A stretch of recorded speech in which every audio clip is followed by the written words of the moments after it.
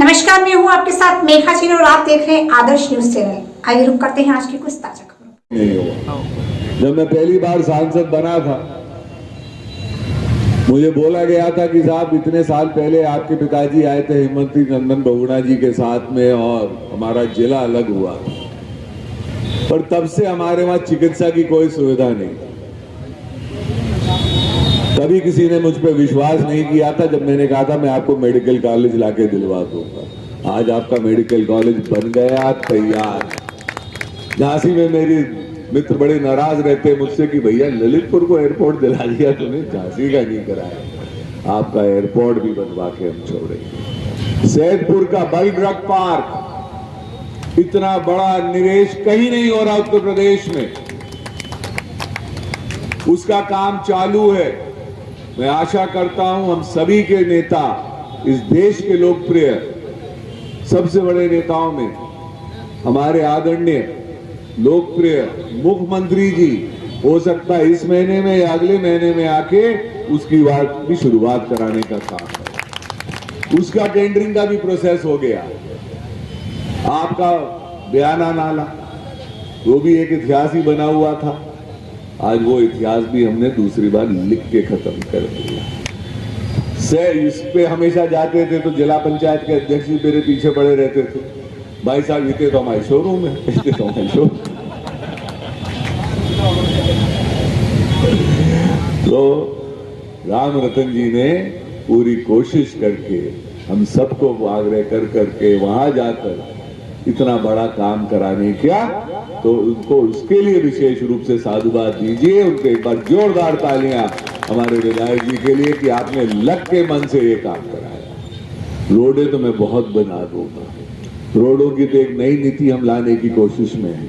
अगर वो नीति हो गई तो मेरी गारंटी मानिए, इस अगले 5-6 साल के अंदर हम आपके हर एक मजरे को पक्की रोड देने का भी काम करवा दें।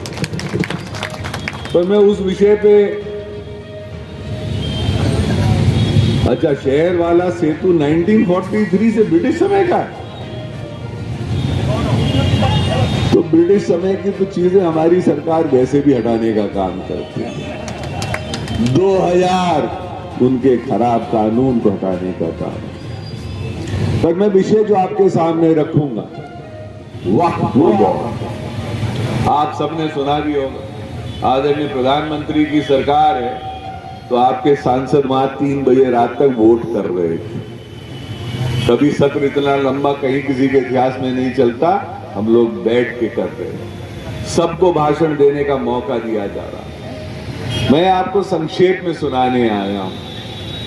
कांग्रेस इतना फरेब करती है, इतनी घटिया किस्म की पार्टी मैंने जिंदगी में, आप लोगों ने अपने कभी जिंदगी में नहीं देखी। तो मैं घटिया शब्द इस्तेमाल कर रहा हूं, मैं लोगों की जल्दी आलोचना नहीं करता।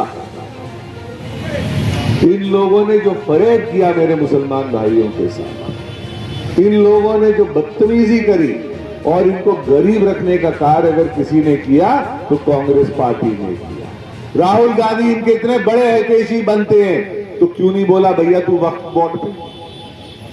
किसने रोका था राहुल गांधी के? आप सारी उस दिन की स्पीचेस निकाल लीजिए, एक शब्द बोला हो उस आदमी ने।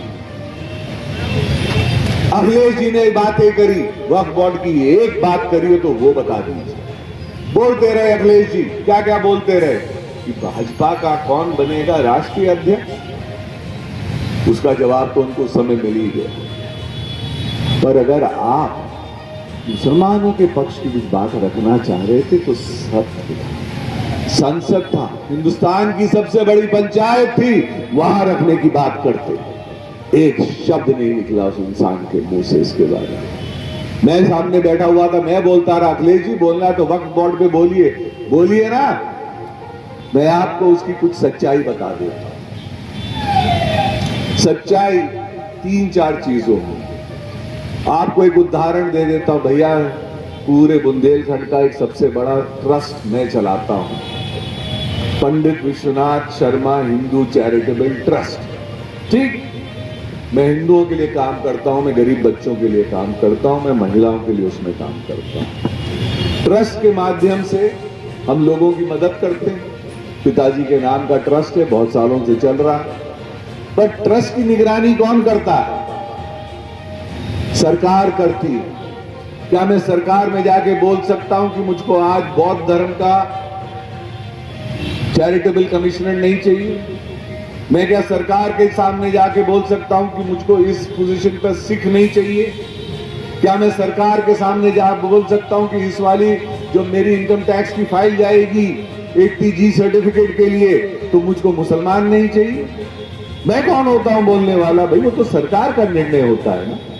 जो ऑफिसर उस पद पे काबिज है उसका निर्णय होगा, उसके ही होगा। हम सब हिंदुस्तान में संविधान के माध्यम से चलते हैं और हम सब संविधान के जो संविधान जैसे लोगों को बनाएगा